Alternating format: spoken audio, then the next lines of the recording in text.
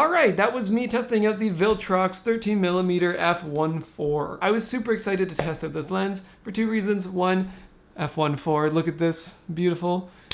Two, 13mm, look at this, it's beautiful. I've always said it doesn't matter what sensor size you have if you shoot on a wide angle. You can always use lenses to compensate for the crop of your sensor, which this lens does perfectly for me. So I was very excited to test out this lens. Before you buy this lens, you need to know one thing, and that is that IBIS and stabilization is not going to work well with this lens. Here is a wobbly example of what I'm talking about.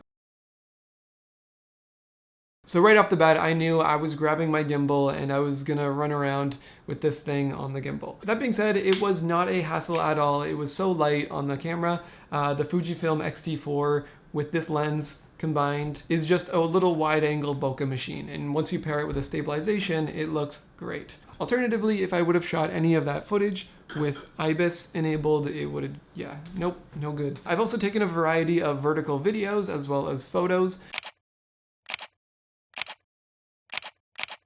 Looks really cool vertically. Another cool note about this lens is that I feel like it kind of mimics like an iPhone wide angle. It's an angle that a lot of people are familiar with, and to see it with this wide of an aperture looks really good. I think that even taking portraits on a lens as wide as 13mm is something that is very familiar. There used to be this rule of thumb where you had to shoot all your portraits above 35mm or 50mm, some people even say 85mm. I think that's done with the future of iPhones and wide angles. A portrait of this angle looks fine. It is very familiar with what people see. It's kind of like selfie culture. Anyways, that's another ramble. I've said enough about that. I think it can look good for portraits, especially with the 1.4. Let's test the minimum focus distance. Here's a card. Ooh, look at that. This is about an inch away from the lens, maybe a bit more.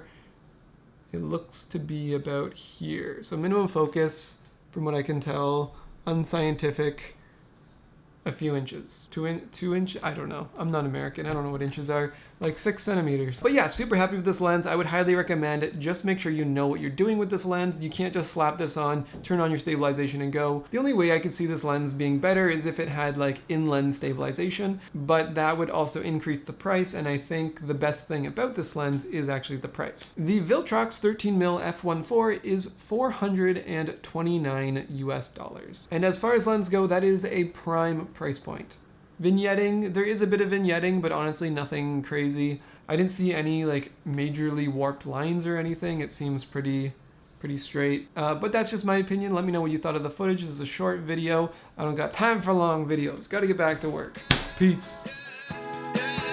No.